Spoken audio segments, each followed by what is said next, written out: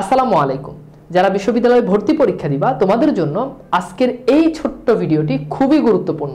আজকের এই ভিডিওতে বাংলা প্রথম পত্রে বাজিমাত করার জন্য 8টি গুরুত্বপূর্ণ দিক নির্দেশনা দিব। এই 8টি দিক নির্দেশনা যদি তুমি অনুসরণ করতে পারো, আমি নিশ্চিত যে বাংলা প্রথম পত্রে তুমি ঢাকা বিশ্ববিদ্যালয় সহ অন্যান্য বিশ্ববিদ্যালয়ে ভর্তি পরীক্ষায় খুব ভালো রেজাল্ট করতে পারবা।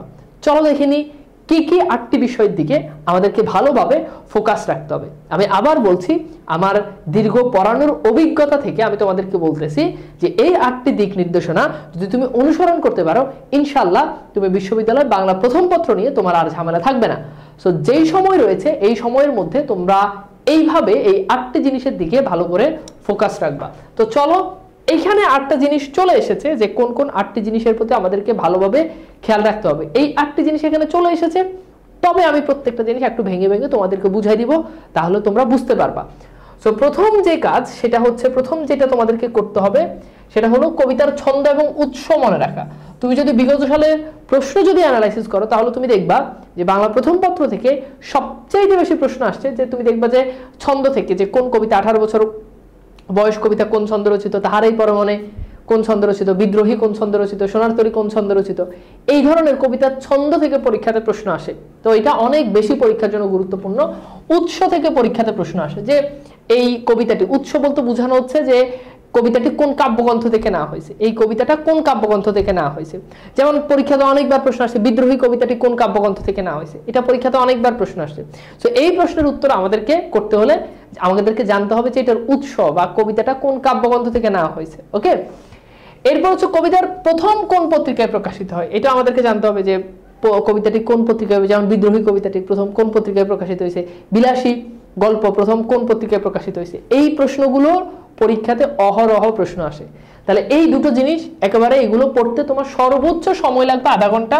তুমি যদি প্রত্যেকটা যদি ভালোভাবে পাঠ পরিচিতিতে গিয়ে বের করো, তাহলে দেখবে যে তোমার সর্বোচ্চ 30 মিনিটের ভিতরে এইখানে তোমার প্রস্তুতি শেষ হয়ে যাবে।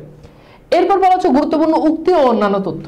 অর্থাৎ আমরা স্পেশালি গদ্য যখন পড়ি, গদ্যের ক্ষেত্রে যে উক্তিগুলো আছে, যেমন মাসি পিসি গল্পে কোনটা মাসির উক্তি, কোনটা পিসির উক্তি, সিরাজউদ্দৌলা গল্পে কোনটা কার উক্তি, এই যে জিনিসগুলো, এই জিনিসগুলো ভালো করে পড়তে হবে। উক্তিগুলো খুব ভালো করে আমাদেরকে মনে রাখতে হবে, বিশেষ করে যেগুলো সংলাপ ধর্মী, তাহার এই পরমনে সংলাপ ধর্মী কবিতা। এখন এটার উক্তিগুলো মনে রাখতে হবে, কোনটা কবি বলছে, কোনটা কবি ভক্ত বলছে।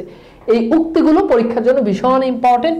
অন্যান্য তথ্য বলতে কি বোঝায়, যে উক্তির বাহিরে অন্যান্য আরো কিছু তথ্য থাকে, যেমন পরীক্ষার প্রশ্ন হয় যে রঙের নাম, রং, তারপর হচ্ছে যেমন রেইনকোট গল্পে যে কোন রঙের বাসের কথা উল্লেখ আছে, উত্তর হচ্ছে কি লাল রঙের স্টেট বাস। তার মানে লাল রং এটা আমাদের পরীক্ষার জন্য গুরুত্বপূর্ণ। কিছু স্থানের নাম আছে, ফুলের নাম আছে, যেমন তাহারাই পরমনে কবিতায় কোন ফুলের কথা উল্লেখ আছে, কোন কোন ফুলের কথা উল্লেখ আছে, পরীক্ষার জন্য ভীষণ গুরুত্বপূর্ণ। তো এই জিনিসগুলো ভালো করে পড়তে হবে। অন্যান্য তথ্য বলতে এই খুঁটিনাটি এই তথ্যগুলো একটু জানা থাকলে পরীক্ষাতে মাঝে মধ্যে এখান থেকে প্রশ্ন চলে আসে। শব্দার্থ ও টিকা, এটা তো পরীক্ষাতে মানে পরীক্ষার জন্য এটা পড়তেই হবে, জানতেই হবে। প্রত্যেকটা গদ্য, প্রত্যেকটা পদ্যের যে আমাদের যে ইয়ে আছে, শব্দের যে অর্থ আছে, এগুলো জানতেই হবে। এখন শব্দের অর্থগুলো, সব শব্দের অর্থ পরীক্ষা আসে না, যেগুলো অনেক বেশি মানে কঠিন এগুলো। যেমন তাহারাই পরমনে কবিতা অলখে পাথার বাহি, এখন অলখ অর্থ কি, পাথার অর্থ কি, এই যে এই শব্দগুলো, এই শব্দগুলো থেকে আমাদের পরীক্ষাতে প্রশ্ন আসে। বিদ্রোহী কবিতাতে শির নেহারি আমারি, নেহারি শব্দের অর্থ কি, এই নেহারি মানে কি, ওই যে খাবার নেহারি না, গরু নেহারি না। তো এই জিনিসগুলো পরীক্ষাতে প্রশ্ন হয়। শব্দ অর্থ টিকা খুবই খুবই খুবই গুরুত্বপূর্ণ, সেটা হোক গদ্য হোক পদ্য। প্রত্যেকটা গদ্য পদ্যের শব্দার্থ জানা থাকা আবশ্যক এবং এইটা ফরজ, ঠিক আছে। এর হচ্ছে গুরুত্বপূর্ণ চরিত্র, যে চরিত্রগুলো আছে সেই চরিত্রগুলো সম্পর্কে একটু ভালো করে জানতে হবে। যেমন আমাদের রেইনকোট গল্পে নুরুল হুদা চরিত্র সম্পর্কে জানতে হবে, বিলাসী গল্পে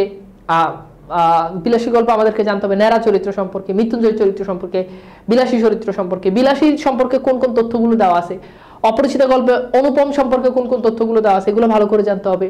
তারপর হচ্ছে কল্যাণী সম্পর্কে কোন কোন তথ্যগুলো দেওয়া আছে, কল্যাণীর মামার বাপ সম্পর্কে কোন কোন তথ্যগুলো, কল্যাণীর বাপ মানে সবার মধ্যে দেখে তার উপর চোখ পড়বে, লোকটা সুদর্শন, হ্যাঁ লোকটা নিতান্তই নির্জীব, এগুলো তার বাপের সম্পর্কে তথ্য। তারপর হচ্ছে তার অনুপমের মামা সম্পর্কে ইনফরমেশন দেওয়া আছে যে অনুপম তার মামা থেকে বড়, জোর বছর 6 বড়।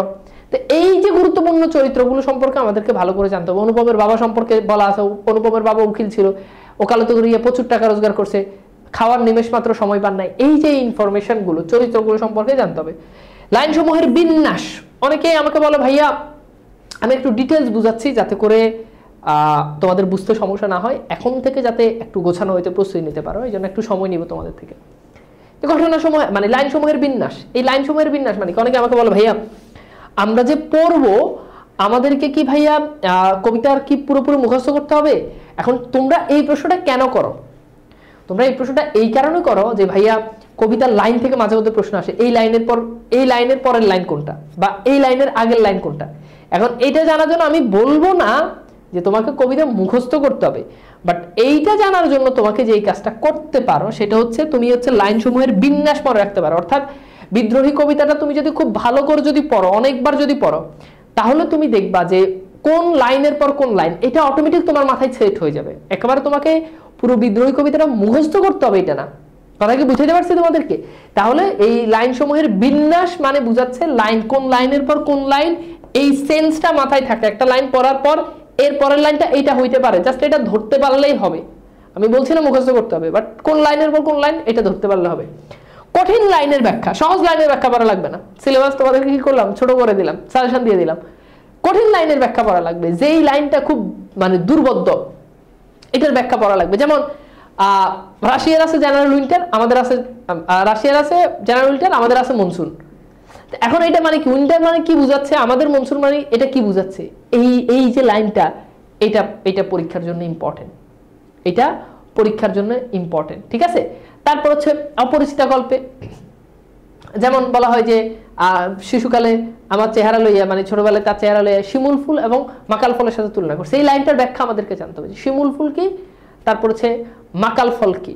হ্যাঁ, এই লাইনগুলো তো শিমুল ফুলের সাথে কেন তুলনা করছে তাকে, মাকাল ফলের সাথে তাকে কেন তুলনা করা হয়েছে। বিলাসী গল্প অতিকায় হস্তি লোপ পাই আছে, তেলাপোকা ঠিকই ঠিকই আছে, এই লাইনটার মানে কি। দুর্বোধ্য লাইন যেগুলো, কঠিন লাইন যেগুলো, এগুলোর ব্যাখ্যা জানতে হবে, ঠিক আছে। তাহলে লাইনের ব্যাখ্যা জানা। এরপর হচ্ছে লেখকের উল্লেখযোগ্য সাহিত্যকর্ম পুরস্কার পত্রিকা সম্পাদন। এখানে অনেকগুলো তোমরা প্রায়শই প্রশ্ন করো ভাই লেখক পরিচিতি কি পড়বো? হ্যাঁ পড়বা।